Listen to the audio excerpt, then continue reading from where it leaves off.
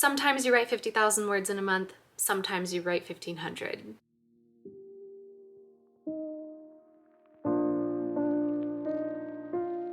Hi, I'm Wallisimo, and look, here's the thing. I could spend the first few minutes of this video doing an extensive intro explaining, prefacing, giving you all the reasons for why I did not meet my NaNoWriMo goal this year and why this video is basically an entire month late, but let's just not do that and skip right into the vlog. If you watched my previous video, you'll know that I pulled 7 chocolate short stories to write in the month of November.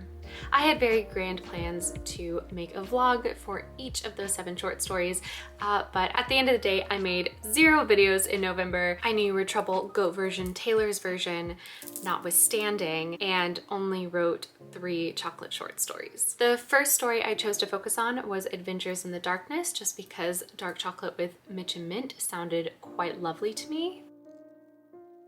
What is it, Wallace? I'm so excited by this prompt. It's fun.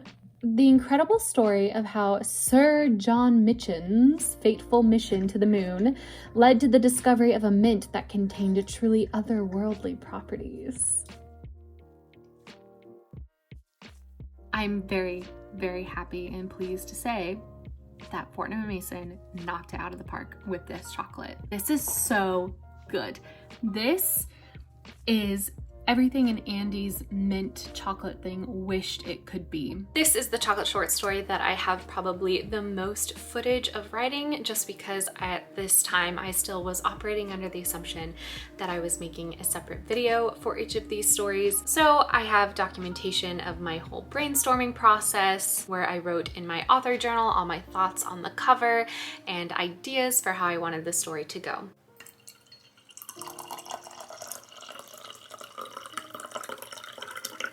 I have brainstormed, I have let it stew in my head, and now I think it's time to get a little bit to work. I think we're gonna go a little psychedelic here because it mentioned otherworldly properties. It's like an herb, you know, that gives you otherworldly properties.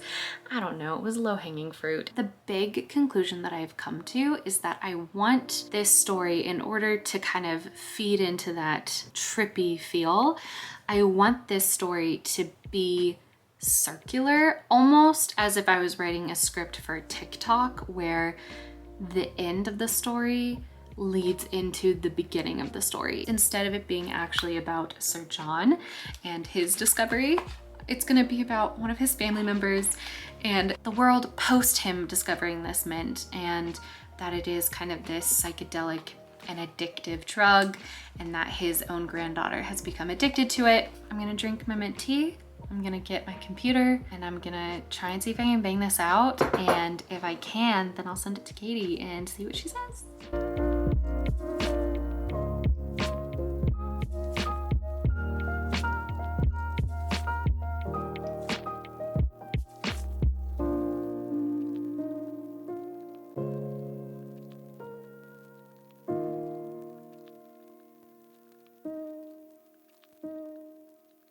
Why are you just staring at me? What? She says, fold your laundry, child. Hello, it is some day of the week. Actually, in fact, it is November 11th. I'm wearing a red lip in honor of Taylor Swift releasing Red, her version, tonight. And I have technically finished a draft of Adventures in the Darkness. I sent it off to Katie Ann, and I have just received the Google alert that she's made her notes. So I'm gonna dive right into those and see what I think of her suggestions. So Katie ended up really loving this story. She made a couple of grammar suggestions, but felt it didn't need any developmental editing whatsoever. She said that this story, in her opinion, was better than Breakfast at Bogota. In my opinion, her opinion is wrong. Don't get me wrong, I enjoy Adventures in the Darkness for what it is, but Breakfast in Bogota, to me at least, is on another tier. Now, that's basically the footage that I felt was relevant for Adventures in the Darkness. And I know I said I wasn't gonna waste all of our times by going into a whole bunch of excuses for why I fell so far behind on all these stories and all these vlogs, but I will say this. At the start of the month, I resolved to when filming these videos, reading the short stories aloud. And I am planning on doing that, but I truly, truly think that is one of the reasons why I procrastinated filming for so long, because that's really scary. You know, I can slap these things into Canva and create an Instagram post to upload and forget about. I feel like reading it out loud and including it in a vlog, for me at least, is a little bit of a different ball game though. At one point for this story, I had every intention of making a little mustache to hold up every time I was speaking in the grandfather's voice, as opposed to our narrator's voice, because I thought that would be silly, but then I realized that this isn't meant to be a silly story. And I felt that sort of performance anxiety for each of these stories, which is why, again, I have waited until December 29th to sit down and read these out loud. But here we go, we're gonna do it. Adventures in the Darkness is first. The come down is a bitch, but I don't have to think about that now. The gulp I've just taken is making its way through my system. Eyes begin to sting, going instantly dry. Heartbeat increases, breath turns icy and brutal and glorious. An empty crystal goblet sits on my bedside table. Mrs. Perry, the housekeeper, will be in soon to replace it. The pale green condensation on the glass rim glints in the moonlight. It's a crescent tonight. The Selene Illumina is shining down through the circular skylight above my bed. I can see each and every crater that pocks the sliver of her surface. I feel the scars as if they are carved into my own skin, as if there is no difference between her and me. Is this how my grandfather felt when he made his way up there to greet her? Did he suspect that he wasn't going towards a goddess after all, but towards the shelter of humanity's downfall? Even if I had, it wouldn't have made a difference. See, this is the part where I was gonna come in with a mustache because this is her grandfather speaking, but again, I felt like it wasn't the vibe. The sound of my deceased grandfather's voice almost shocks me out of the effects of the mint. Almost. But the mint always wins. I struggle to untangle myself from the satin comforter, but eventually I manage to rise from my bed. Mrs. Perry won't be happy with me for walking away unsupervised, but it can't be helped. I climb up the ancient oak ladder that rests against my wall. Normally, it leads to the skylight, but tonight the ladder extends beyond the ceiling, beyond the rooftop garden, into the night. With each rung, the earth falls further away. I ascend miles in minutes. Atmosphere and space compress and stretch around me in spectacular distortion. Eventually, the ladder ends, resting against the dusty gray surface of the lunar crescent. I feel sublimely dizzy. Back so soon, my grandfather is sitting in a patch of wild bushes, his legs dangling off the side of the moon. Have I been here before? He nods. I don't remember that, I frown. You rarely do, he smiles, but it all circles back around eventually. Funny thing this meant. He softly cradles one of the bushes, delicately touching the serrated oblong leaves. He looks back at me. I'm sorry for what it's done to you, to so many. I'm sorry for this trap you're in. Is it possible to escape? To break free of the loop? I ask with simultaneous longing and fear. Mrs. Perry sets down another goblet beside me. My silk sheets are nearly soaked through with my aromatic sweat. Ah, a question for the philosophers. But I am simply an old adventurer, my dear, Grandpa sighs. He plucks 3 leaves off of his plant and holds them out to me. I turn my head toward the swirling green liquid. Should I take another sip? The typical heaviness is setting in. That sense of impending doom. The existential dread of knowing your own cage. Because that's the thing about the mint. Da-da-da-da, the come down is a bitch. And there you go, that's that circular element that I wanted to include. And so there you go, after basically 2 months, that is Adventures in the Darkness. I believe I finished it officially on November 12th, but again, because of all of my nervousness, I basically avoided vlogging, writing, editing, posting, the internet in general, for quite a while before finally sitting down and getting ready to write another story. And now we can pop into that clip. Hello! It's been quite a minute since I've checked in. I will not be saying what the exact date is because that's a little bit embarrassing, but if you wanted to use the power of deductive reasoning, the reason for my odd background is because I'm sleeping on a blow-up bed in my father's office because our house is full of guests for Thanksgiving. I am finally, I think, emotionally ready to get started on some more chocolate short stories. I have also emotionally accepted the fact that I will not be getting 7 of them done in this month, but we're gonna do what we can do, and I'm just gonna chop all the footage up together in one mega vlog, I think. So the next chocolate short story in my order that I came up with at the beginning of the month is The Beast Comes at Midnight, which has been one I've been excited about since I got this set of chocolates. I just think the cover is so cute. Before I officially start, I have to read the prompt and try a bite. I am very nervous to try a bite of this chocolate because it is dark chocolate with chili. It's not the chili I'm afraid of, it's the dark chocolate, but also kind of the chili. But also, ooh, do I want to be mean to the British here? No, I don't, so I'm not gonna say that. First, the prompt. Prey by day, affright by night. This is the tale of the tale that proves dastardly things come in small packages. I already have lots of ideas. I think this is really cute. I could go horror. I could go more the route of Lavender, A Girl in the Wild, and make this more of like a children's story. There are a lot of different avenues I could walk down. But before I start putting words to Scrivener, I have to taste. Oh. Sniffing that did make my nose prickle a little bit though. That was funny. I'm gonna just eat this tiny little chunk right here. Just this tiny little bite. Here we go.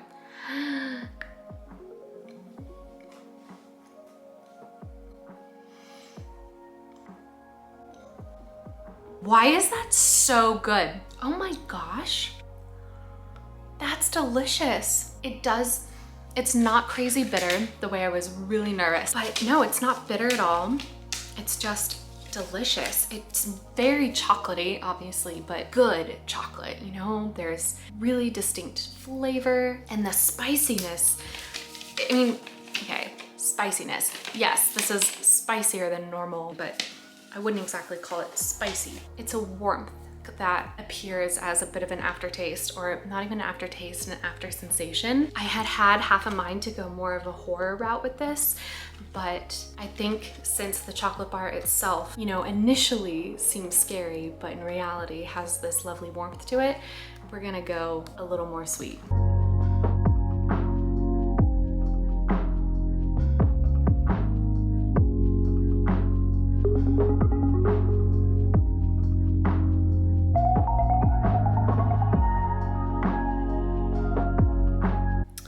Okay, I think I have my concept conceptualized. I was deciding between point of view. I was thinking it could be from the rat's point of view, or maybe like the cat's point of view, or the point of view of a little girl in the house. I decided not to do the rat or the cat because it would be a little bit too Tom and Jerry, and I thought what would be fun if it's from the point of view of a little girl who is convinced that there is this evil genius rat in their house, but none of the adults believe her, and so she's staying up late one night to catch the rat. And I thought what would be extra cute to give it that kind of heartwarming ending would be if she lets him go at the end, or they become friends at the end, or something like that. And I'm still spitballing along that train of thought, but I think I'm ready to start writing some sentences and see if it goes anywhere. So I also turned on Caitlin Ash is sprinting, and I turned on her video because I miss talking to people, but I have 18 minutes before the current sprint ends, so I'm gonna try and get some words in. Okie dokie, it has been about 1 hour. I've written about 618 words. I like it. I like what direction it's gone. There is major work to do on it though. And also at the end there, I was starting to fall asleep and was starting to just type out absolute nonsense. I think at one point I started talking about Taylor Swift. I don't know what direction my dreams were starting to take me. I am going to play some Star Trek pinball, and then I'm going to take a nap. Well, this is going to be complicated one-handed.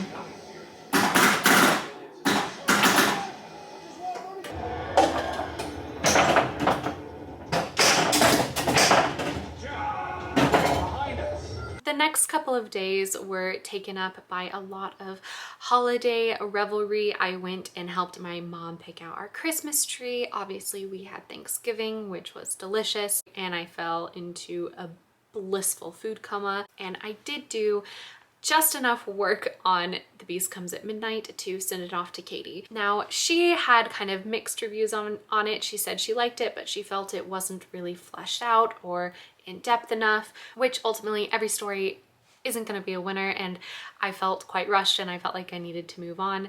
So I didn't make too many changes, but I will also be reading that one aloud now.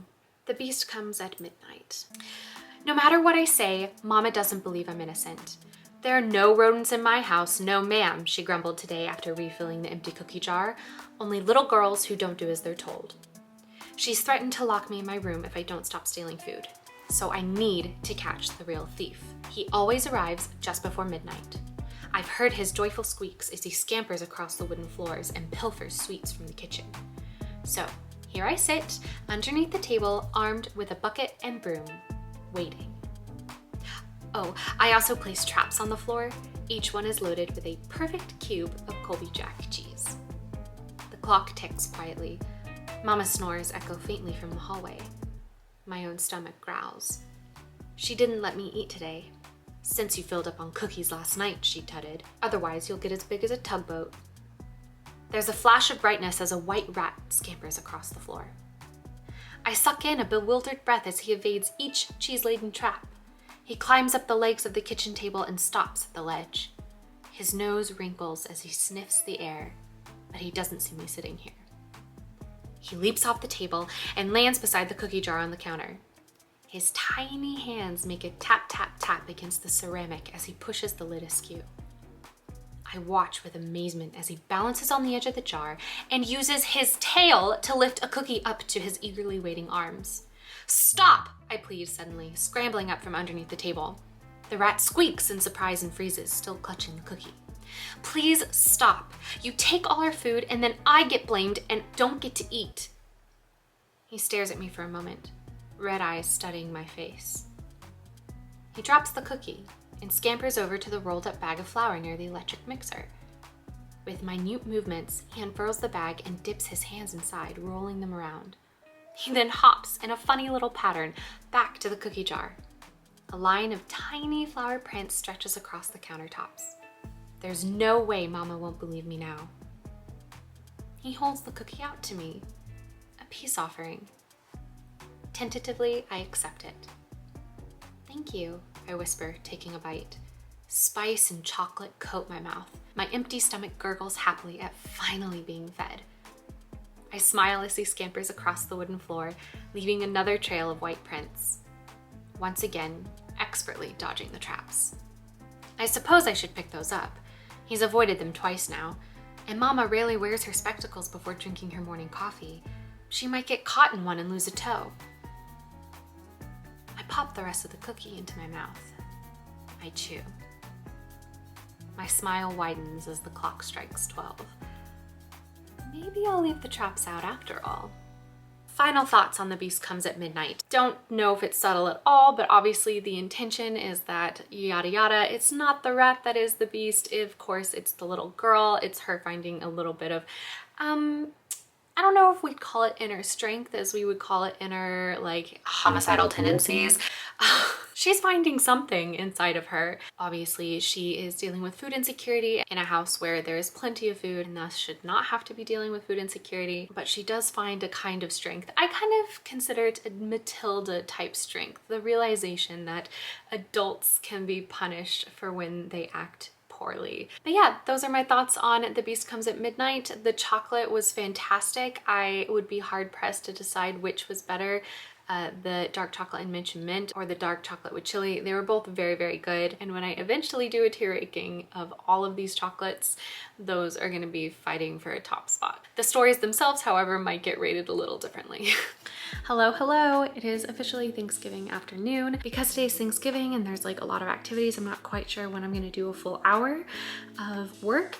But what I do want to do is open up my next chocolate bar and look at the prompt, etc. The bar that I randomly grabbed was Ultimate Milk Chocolate, which the title is Paradise Found. So we're gonna open this up really quickly and read the prompt. Also, I'm really stuffed from Thanksgiving and pumpkin pie and everything, so I don't know if I'll be eating too much of this chocolate. But the prompt for Paradise Found is, if you discovered a forgotten paradise, would you share it with the world?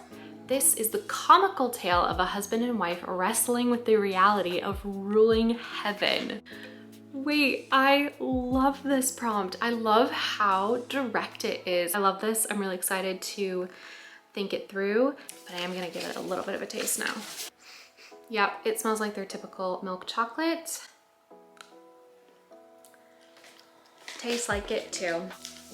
It's fine. It's nothing to write home about, but that prompt though, that is definitely something to write home about. I'm excited. Okay, my battery's about to die, so. The Friday after Thanksgiving, we went shopping where I saw this giant wooden music box.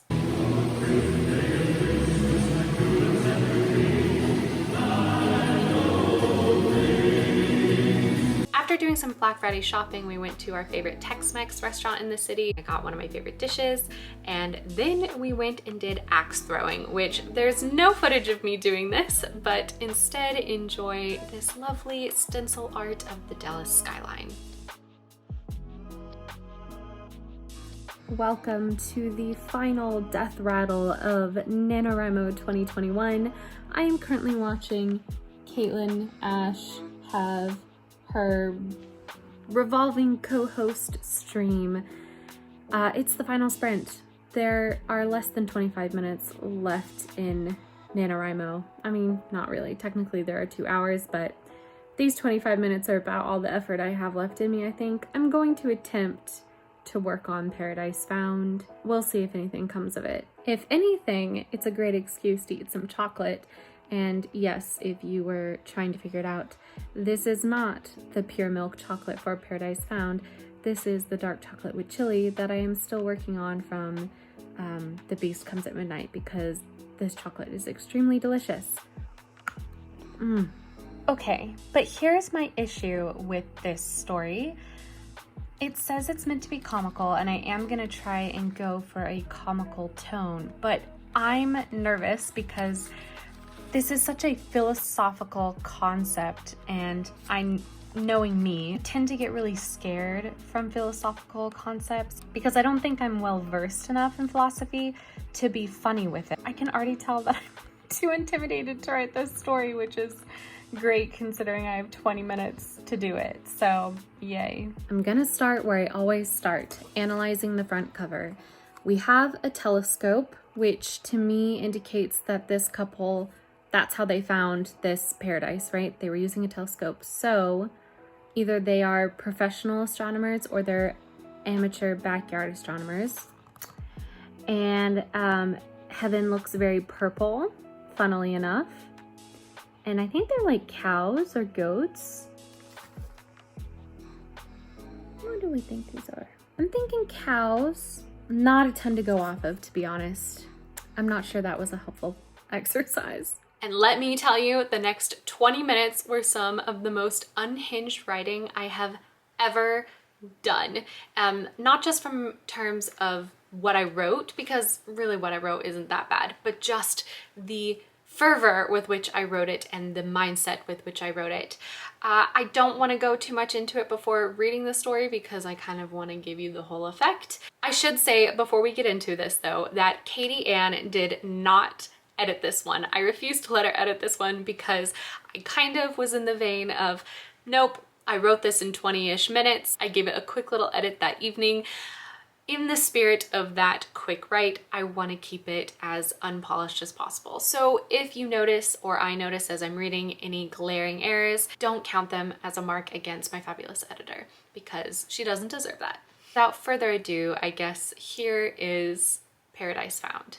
I didn't expect it to be quite so purple. Hamish finished Louisa's sentence for her. She nodded.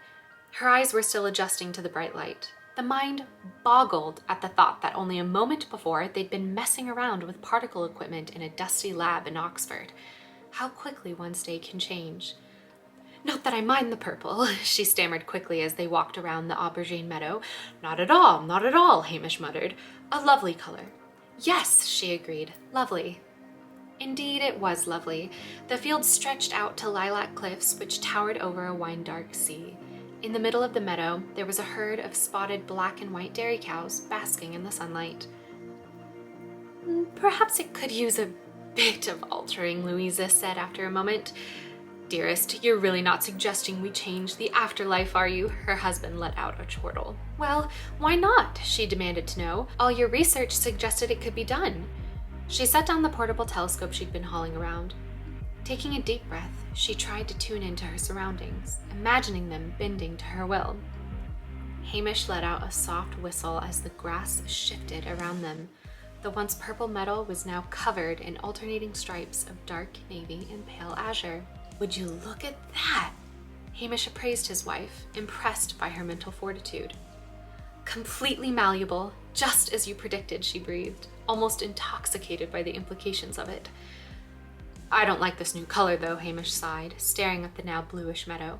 I'd much prefer the grass to be green. Honestly, where is your sense of imagination? Louisa rolled her eyes. Just because I think grass should be green doesn't mean I'm not imaginative, he argued. Forget the color, Hamish, and think of what we've done. What will we become when we are the makers and destroyers of paradise? What kings and gods will bow down to us now? Adrenaline spiked through Louisa's veins as she reveled in her new power. She closed her eyes, envisioning the immortal glory she would soon achieve. You should not be here, a soft voice spoke. Hamish let out a shout of surprise, jumping behind Louisa. A mix of cows and bulls had surrounded them, about 20 or so, tails flicking at non-existent flies. A watery-eyed heifer at the front of the herd seemed to be the one who had spoken. Louisa studied the creatures, amazed at their gall. Who were these unruly bovines to tell her where she should or should not be? She who had just uncovered the greatest discovery in the history of humankind. She who was practically a deity in her own right. And why should I not be here? Louisa asked in a haughty voice. The heifer in the front chewed on some cud for a moment, staring at Louisa patiently before speaking. Because this is cow heaven. The end. Does it make any sense? No. Did I basically take 500 words to tell a shaggy dog joke? Yes. However, I would like to posit that this is more like my Gary Larson's The Far Side Cow Tools comic, both in the sense that they involve cows and also the fact that only the person who created it could find it funny. I don't know at which point I decided to just go with the cow thing. I vaguely remember looking at that cover and being desperate, watching the clock tick down to the end of the sprint and just realizing that I couldn't overthink it. I couldn't question it. Maybe I should have, but I didn't. And so we just went with two people getting really full of themselves only to be told that nope, this is cow heaven. And at the time, that was literally the funniest thing to me. But ultimately, it kind of takes me back to yet another excuse for why I did not write all 7 of these stories this month. I really do feel like, yes, I am capable of sitting down and writing one of these in not just a day, but during a 20-minute sprint. But I think we can all agree that the quality suffers. I'm not trying to say that the ones I take weeks and weeks to brainstorm and write are fabulous by any measure, but I do think that they have a bit more intention and depth to them. I wouldn't say they're deep, but they have some depth. Obviously, the reading them aloud was making me nervous, but also the idea of having to rush through them made me kind of sad and made me not want to do that. And so when I don't want to do something, I don't write. And then the less I wrote, the fewer amount of days I had to write all 7, which then of course, once again, we're in that feedback loop of now I feel like I really have to rush through them, but I don't want to do that, so I don't write, and now da-da-da-da-da. But there you go, that's the vlog of my 2021 Nano failure. Now, where are we at for chocolate short stories moving forward? Well, since I did pull out 7, I feel like the Bowl of Fate has spoken, and I should get through the other 4 before I return to the Bowl of Fate. So sometime in the next few months, expect the other 4 that I didn't get to vaguely in 2022. Dear Lord, if I don't get to those in an entire year, there's just no excuse. Now, I'm sure, of course, everybody has talked about their NaNoWriMo experience to death, but you're welcome to tell me about it down in the comments. However, I would also love to know what your plans for 2022 are. Do you have things that you've been putting off that you're gonna try and use the energy of the new year to get started up on again? I really haven't decided what I'm doing for January. I had a plan and everything's kind of been blown up in regards to that plan. So I've got about 48 hours to figure it out. If, unlike me, you have a definitive idea for what you want to start working on come the new year, you should come over and join the Discord that I host with 3 of my very close writing friends. It is called the Troublemaker Library, and my fabulous chocolate short story editor, Katie Ann Wrights, is hosting a NaNoWriMo event in that Discord where she'll be hosting sprints, I believe, every day. I don't want to give out false information, but basically it's NaNoWriMo except in January. If this Nano did not go so well for you, or if you just need that extra push to really get the new year started off with a bang, go join the Discord. I'll have linked it down below in the video description. That's it for me. I hope you got some enjoyment out of my torturous journey through writing 3 of these chocolate short stories. I am so sorry for setting up such intense expectations for myself and completely failing to meet them in terms of video footage and taking you all along for the journey. But they will come out. The stories will come eventually. Just don't hold your breath. That's all I'm gonna say about that. I hope everybody has a fabulous New Year's, and I will see you all in January. But until then, go be happy, go be healthy, and go write. Bye.